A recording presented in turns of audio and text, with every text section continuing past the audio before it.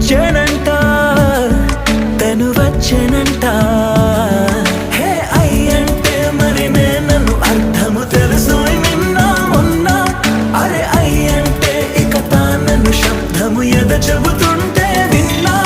అయ్యో నాకెదురై ఐరావతమే నేలకి పంపిన తెలికలువై తను విచ్చెనంట